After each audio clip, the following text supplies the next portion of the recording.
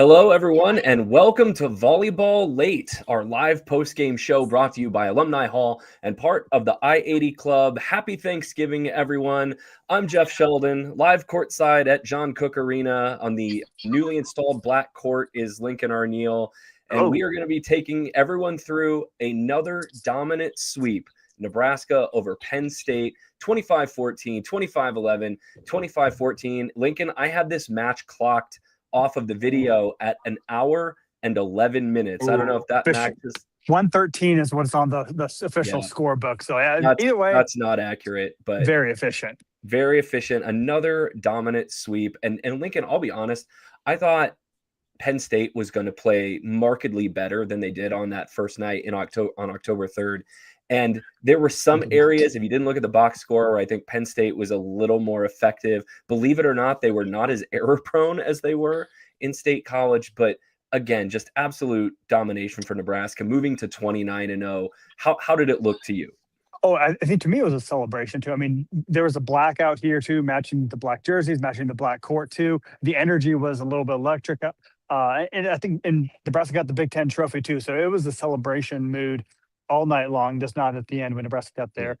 Shirts, hats, and medals. So it was a good time to be here in the Devaney Center. Usually the blackout comes the day before Thanksgiving, not the day after Thanksgiving. It's Black Friday is what they celebrate. Black Friday sales. Yeah, there you go. Nebraska got a cheap win tonight. Yeah, absolutely. Well, and Nebraska rolls again, 25-14, 25-11, 25-14. In the two matches against Penn State this year, Lincoln, Nebraska hit 409.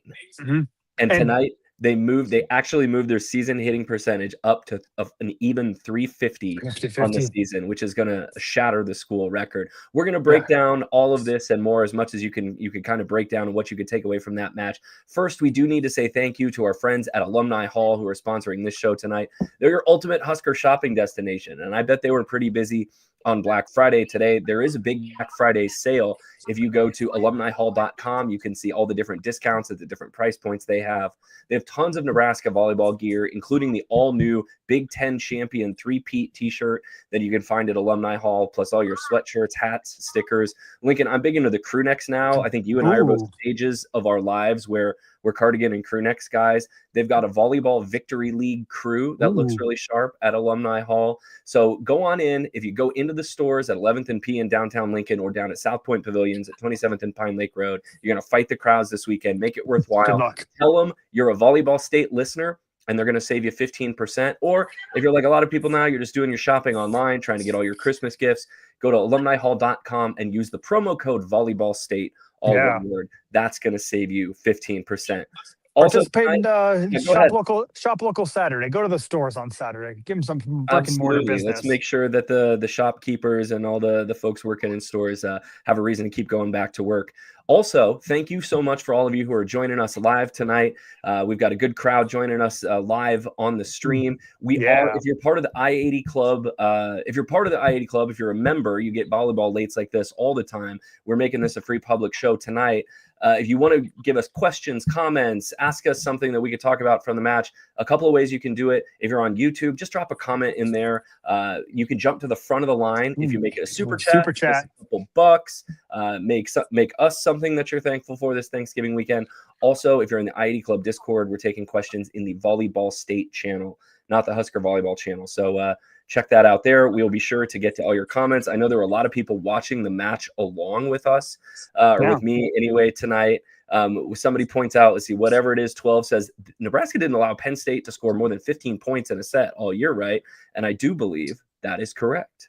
Yes, yeah. They did get 39 total points, which is slightly more than the 34 that Penn State scored in Rec Hall, but just an utter dominant night to me. I mean, you talk about all the amazing stats and everything, but to me tonight, it was the side out percentage that really dominated Nebraska. I think they finished with 87%. There was only, I think, you could round it up to 88, actually. It was like 87.8.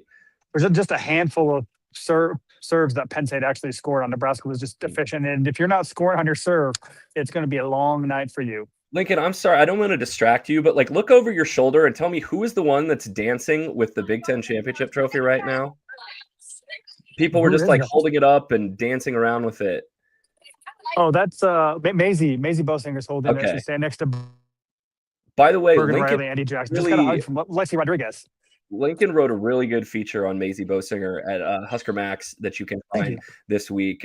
Talked all about, a player who is not always in the limelight on the court, but is definitely a key part of this team. You should go check that out and read it. Plus, check out all of Lincoln's game coverage of this match at huskermax.com. He's going to break it all down for us. His reaction video is there as well. I think that's enough preamble. I'm going to start our 20-minute timer. We're going to talk about Nebraska, Penn State. Let's start where you just kind of led us, Lincoln. Nebraska sides out at 88%. And if you're a newcomer to volleyball, you want to explain to folks what exactly that means and why a high side out percentage is impressive? So side out, this kind of goes back to the old days, original days of volleyball. You could only score when you had the serve. So to prevent the other team from scoring, you would side out. So you take the serve away too. The terminology is carried forward too, but to really build leads and build scoring advantage too, you need to score when you're serving, and when you don't, you side out. So Nebraska, I don't know the exact numbers. Well, the 41 times that Penn State served, Nebraska sided out 88. So there's only a handful of points that Penn State scored on its serve. I think State didn't. I remember writing this down. Penn State did not score consecutive points until I think Nebraska was up like 21-13 in game one.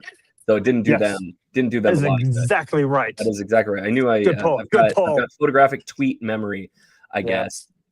So Nebraska just never let Penn State get comfortable. They never let Kennedy Martin get comfortable.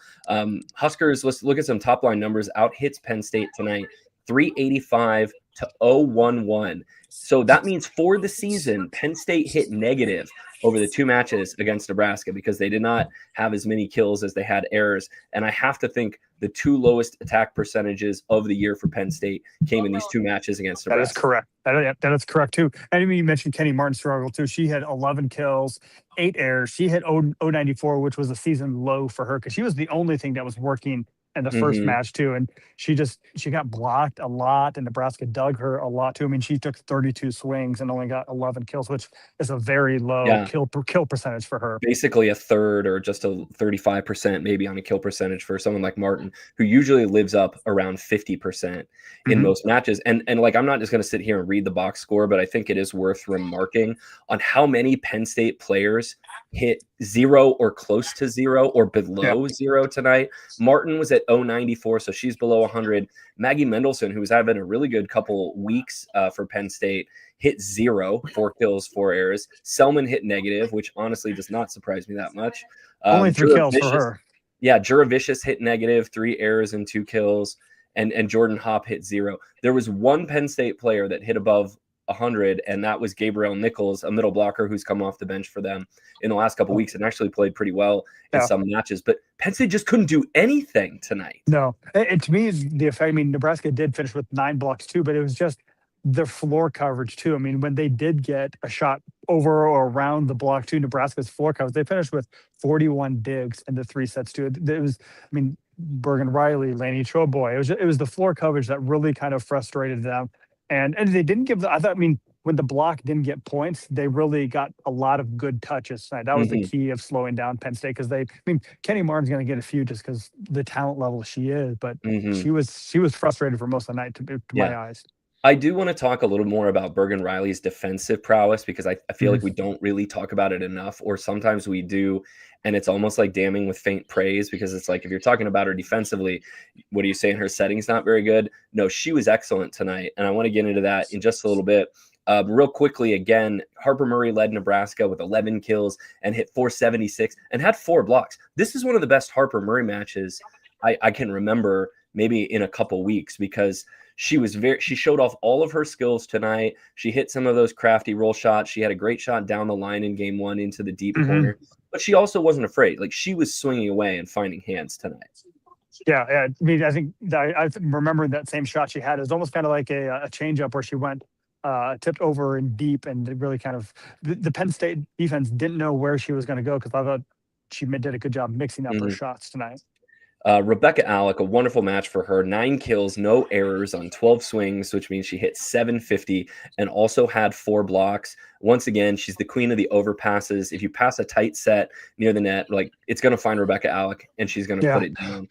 both Rebecca Alec and Andy Jackson had kills where they just I think it was kills some one of his blocks too, where they just levitated and kind of hung in the air when Penn State was trying to do tips and they just slammed it down. Mhm. That was a lot more effective. Yeah, We've seen Nebraska try to be overly aggressive with that tonight too, and but or previously, but tonight it really yeah, worked for them, and we're just hang time was to yeah. Nebraska's advantage as well.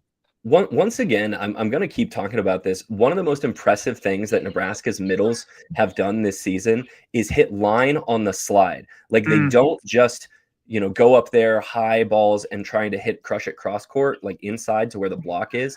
Both Jackson and Alec tonight just laser beamed balls on the slide to the point where they landed in front of the Penn State back row digger, and she essentially yeah. just sat on the ball. I don't know, remember if that was Grimes or Faldudo or Lyons sometimes, but whoever was playing back right for Penn State found themselves sitting on a ball occasionally when Nebraska's middles would hit slide down the line.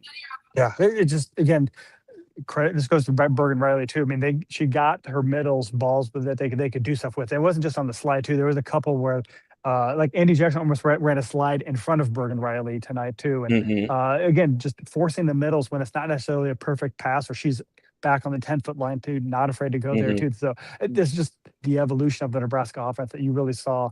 Maybe I mean probably their second or third best match of the year too. I mean, because Hmm. that at Penn State match was great, and I still hold that Stanford matchup as one of the better ones of Yeah. the year. Our buddy Matt Calloway, frequent commenter here in the ID Club Discord, says it feels good to get a win. Great palate cleanser. I assume he Mm. means after the Nebraska Iowa football game. And how many times does Nebraska volleyball have to kind of come through and cleanse the palate after a disappointing football game? They did it again today. The middles again. This was not a dominant Andy Jackson match. Just a ho hum 6 kills on 357 for Yeah, her, and she's gonna still end up hitting what north of like 460 for the year, at least at this point. yeah, they did a good job of digging her early on too. I think she had like 1 kill on 6 swings in the first set too, and then she got a little more terminal as the Hmm. match went on too. But yeah, it was I thought a great match. And Taylor Lanford had a couple errors too, but she also had 5 kills and Yeah. uh, Landfair and Adriano, both 5 kills, just kind of enough to keep Penn State honest and guessing. yeah. They really like to go to Adriano early. Like they usually try to get her a kill or two in her first, 2 rotations through the front row before she comes out at the start of the match. I mean, is Yeah. that just a sign of like they understand she needs confidence boost early?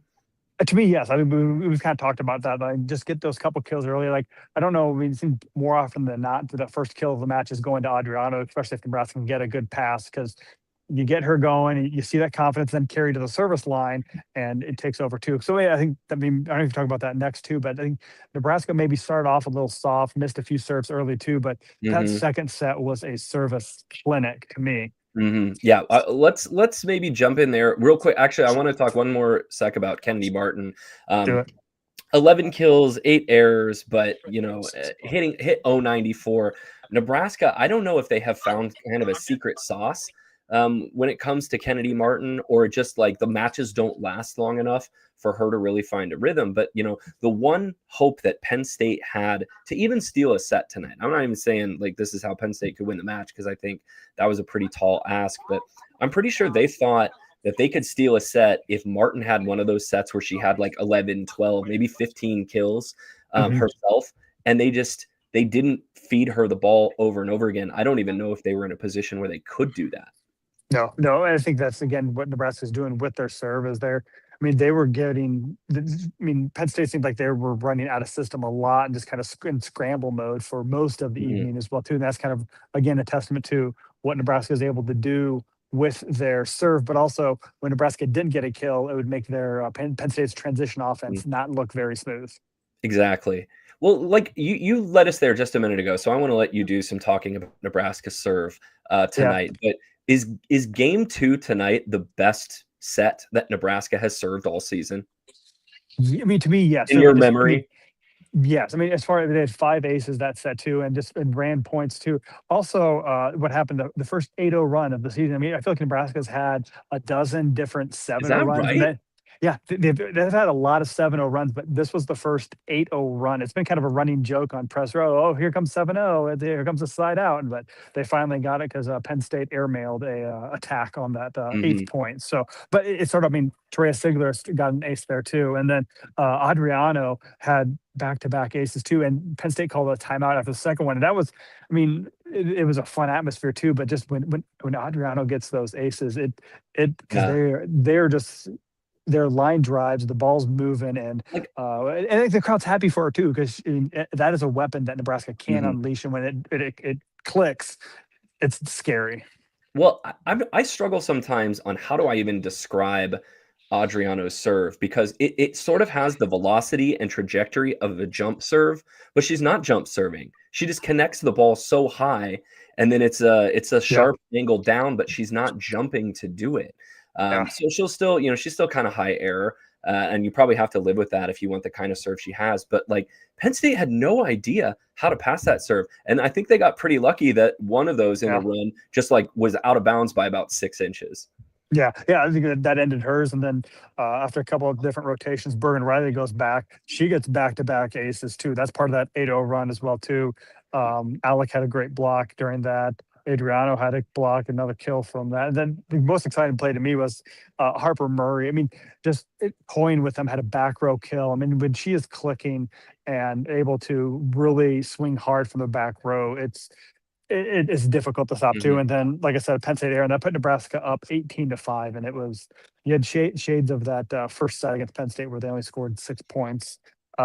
6 points. And Nebraska kind of called off the dogs, Yeah. put in some subs to give them some experience at that point as S- well.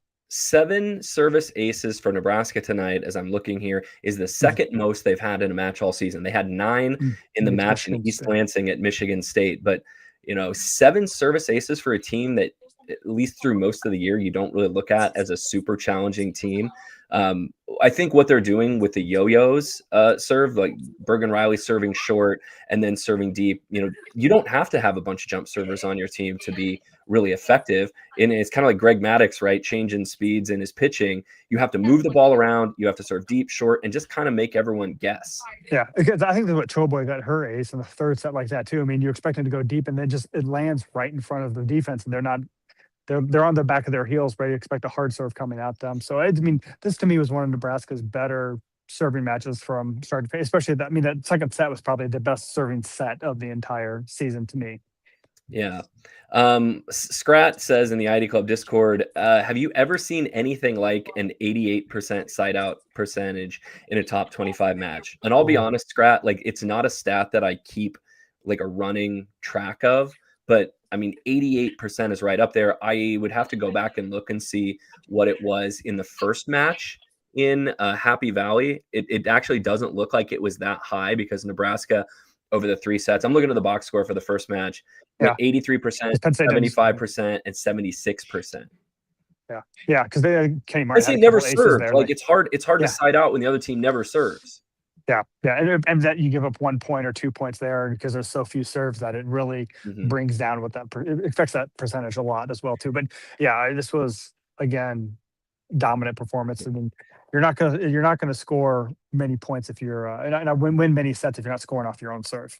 Let's talk about Bergen Riley for a second. Nebraska outdug Penn State 41-23. They outdug a top 25 team by 18 in a 3-set match, which I think is really impressive. And Riley led Nebraska, with 12. 12 digs tonight. But one of the things that I thought she was incredible at tonight was saving balls off Nebraska's block. So Penn Hmm. State takes a swing, Nebraska gets a block touch on it, and then Riley has to pick up that initial touch, and a lot of times she's diving off the floor, she's diving into the middle. Like, I don't know if there's a better setter at the country at kind of reading the ball off of her own block and getting to it to save a point. It was really impressive.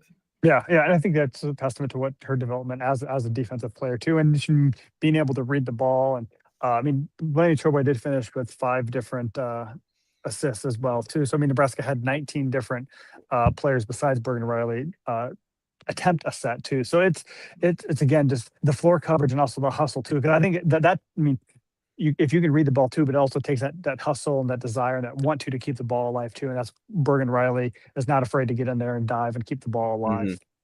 Well, taking plenty more of your questions in the 6 or so minutes we've got left. You want to throw them in on YouTube. You want to throw them in the I-80 Club Discord. We're here to talk about it. One more thing I wanted to talk about. Harper Murray sort of struggled in that first match against Penn State. She had Where is it? Here we go. 6 kills, 3 errors on 18 swings. She hit 167 and only killed 33% of her balls. Like, not great. But tonight, 11 kills on 21 swings. That's almost a 50% kill percentage. Only had 1 error, so she hit 476 and also added 7 digs and 4 blocks. This was a really good Harper Murray match. And Lincoln, like, I would be interested in hearing what you think. What are the differences between when Harper Murray has a good offensive match and when she has a poorer one? Like, what's different there? To me, it's creativity. I think when you saw this last week when Iowa blocked her 3 straight swings in a row, it's that she's relying too much on her power and her just that cross court shot too. Whereas I think she's at her best when she's mixing up her shots, hitting her roll shot, tooling off the block too. We saw a couple of times where she did that too, and also killing out of the back row. I think when she has a little bit more opportunity to be more creative, I think that's where you see her get that higher hitting percentage too. When she's just relying on a power shot, that's where she's a little bit more predictable and blocks can line up on those cross court shots. Mm-hmm. Yeah, I think kind of the book right now on Harper Murray is like she is an incredibly respected player. I don't know that she is a feared player in the way that Kennedy Martin or Jess Merzick last year, Mimi Collier or Sarah Franklin was. So like that's kind of the next evolution in her game, is to have the want to, like the fire to just develop a little bit more and become that feared, unstoppable player. But like you see it in flashes, like you did part of tonight. Yeah, but the thing is, I mean, Nebraska doesn't need her to be that too, because they have so many different. I mean, I think Andy Jackson, Rebecca Alec are probably more feared because they terminate at such a high rate too than Harper Murray. And I think Harper Murray is definitely the most crafty hitter that Nebraska has. Yeah. Well, I mean, you in volleyball, you like for one of your outsides to be that way just because they're going to get more swings than everyone else. And, I keep picturing this hypothetical, right? 22-22 in game 4 in the Final Four, a national semifinal against Texas or Kentucky. And you have to throw up an out of system ball against a double block. Like, is she putting it away? She did it a couple times against Kentucky in that first match in 4 and 5. Like, that's sort of the have to go all in late in the game situation that I keep thinking of. But Nebraska did not face that situation tonight, right? It seemed like it felt so comfortable. Yeah, go ahead. Penn State led for one rally the entire match, 2-1 in the third set. Then Nebraska ran off 4 straight points, so there was no danger tonight. Well, they got Manaya Obeji and Skylar Pierce both came into the match late in game 2, and it was nice to see Skylar Pierce. Did she get a kill? I know she had one wiped off the board. That was a really cool looking swing that she ended up airing on, that she hit the antenna on. Yeah, straight on the. It was a great shot too, but just grazed the antenna. Clipped the antenna by just a little bit. So she and then I think she was blocked. You knew Riley was going to go right back to her because that's what Bergen Riley does. Like, she went right back to Pierce, and I think Pierce got blocked on the next swing. But it's nice to see her get in the match. And Obeje had a block, did not have a kill, but they felt comfortable enough that shouldn't have a swing at all. Pull in their depth. This is a hard question. I feel like that Set the Middle said, genuinely curious what Penn State's RPI would be without the Kansas and Creighton wins early in the season before Stark left, because their average RPI win is only 122. It's a good analysis. And then it sort of the question wraps up by saying, like, would Penn State have been left out of the tournament if maybe they didn't get one of those 2 wins? I think the selection committee would work very, very hard to make sure Penn State was included in the field of 64. And I think they have done enough to deserve that. Like, you have to work really hard as the defending national champion to not make the tournament. Yeah. Well, because also they do have a win against Wisconsin too. And they did beat Wisconsin. So that's a great win. Post as they start. Yeah. In the Big Ten. So I think they have that on their resume too. That's boosting that a little bit too. But they had those early couple wins against Creighton and Kansas that boosted. I guess I was not looking at. They're safely in the tournament. They're not in danger. Like, Michigan's kind of on the bubble as well. But Penn State should be. I'm surprised. I mean, they should not be they should probably be on the road the first weekend too. Yeah, and I think they will be. Yeah, I mean, even though they're still ranked 25th, which.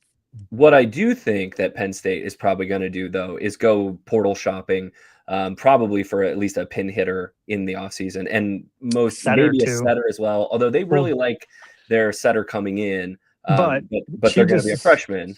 Well, and they just suffered a knee injury Oh this yeah, fall. she So got hurt. That's right.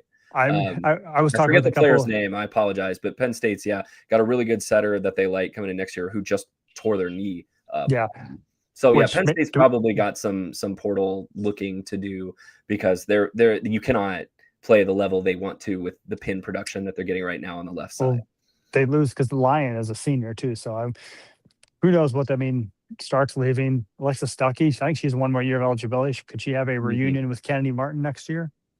Maybe. Stuckey's a very good setter. Whoops, there is our timer. We still There's got the timer. a little bit more time.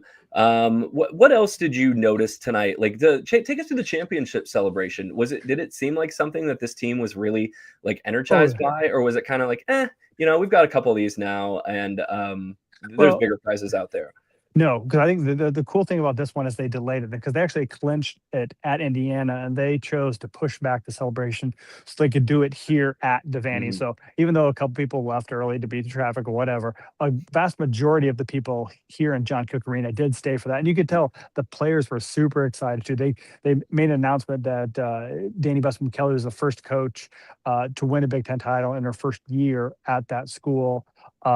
They were really Yeah, excited for that. They mobbed her for that too. They were all wearing their hats. They got medals and shirts. So I think that I mean, as much talk of as they've had this year about we're national championship. That's what we're chasing. That's the goal. Everything mhm, else is just extra bonus. But to me, they had the joy. They were yeah, really excited to get that and celebrate that in front of their home crowds with a lot of. I mean, it's cleared out now, but there's a lot of family, a lot of yeah. friends. They have Oh some yeah. recruits in town too, so that Oh yeah. really This is energized the them. weekend that the 2027 recruits are taking their official visits. Is that right? Sixes, I think. Well, I think the sixes were the people that just signed. Because Okay. I saw Keone Williams and Jaden Robinson were Gabby posted that. DeVita here.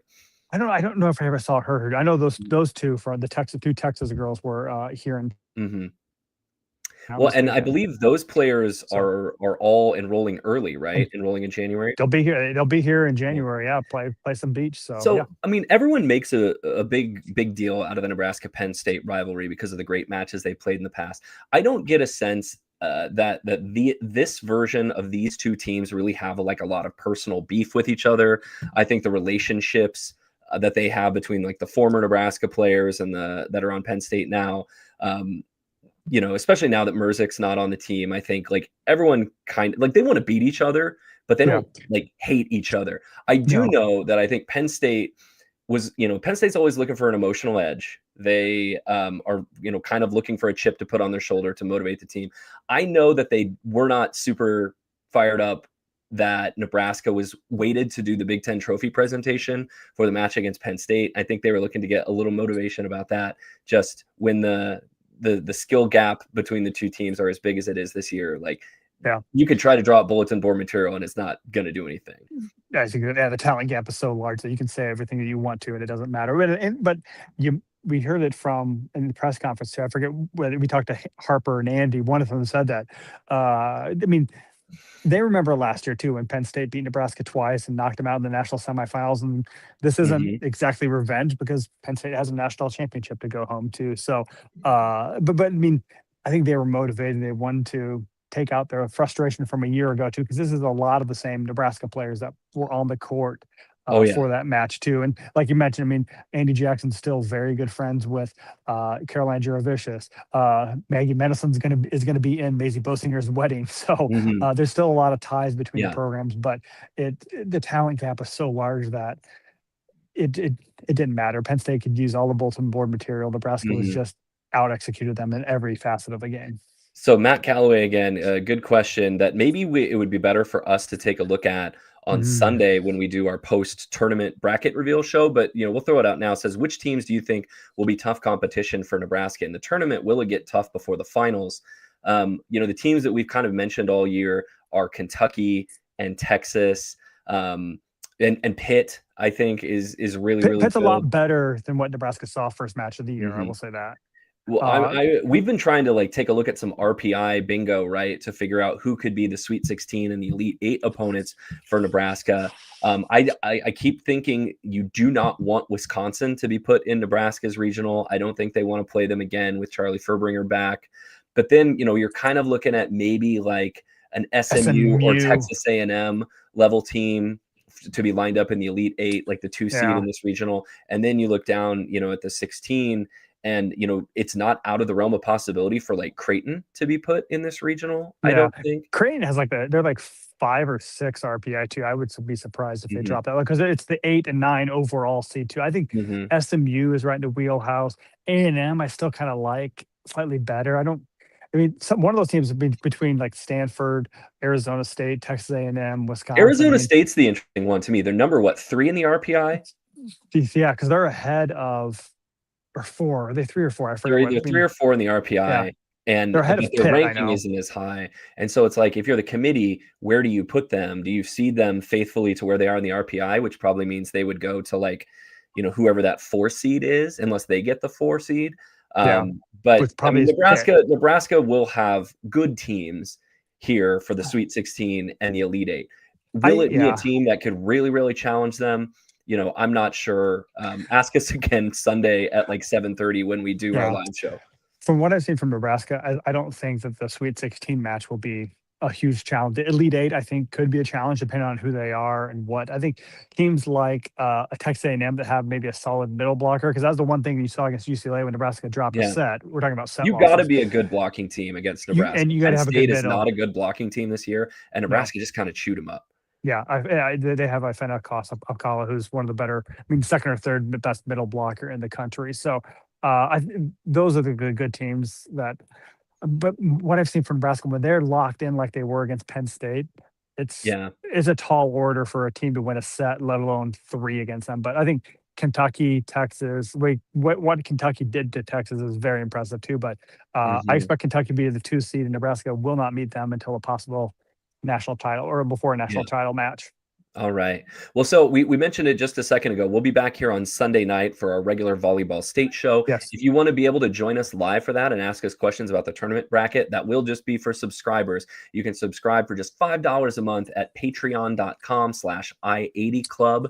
That's patreon.com/I80club. Plus, you get all Yes. the other great I80 Club shows like the Nebraska football reaction show, which I think they're going to be doing tomorrow. Yeah.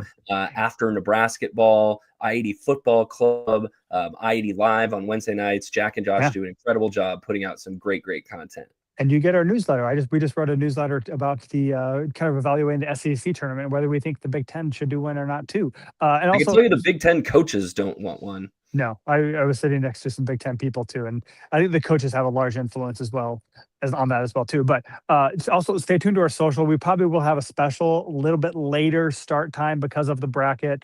I got to write Yeah. a story, and we're talking to players right after that. That starts at 5 o'clock Central on ESPN. So stay tuned to that. You can learn Nebraska's fate, and we'll have a special guest on afterwards to break down the entire bracket. So We're thinking uh, that's going to start about 7:30 Central Time on Sunday to yep. make sure that we can digest the bracket appropriately. Yes, it'll be a good time. And then that just then comes December too. And we got a lot of fun stuff planned for December. So sign up right now, get patreon.com. But Nebraska takes care of business against Penn State.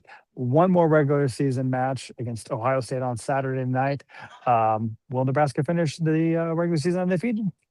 Probably. Ohio State's not very good. Yeah. Uh, 57-2 Nebraska is going into tomorrow night in the last 3 years in Big Ten play. It's the best Yikes. run of any Big Ten team since those Penn State teams from 07 to 09 went 60-0.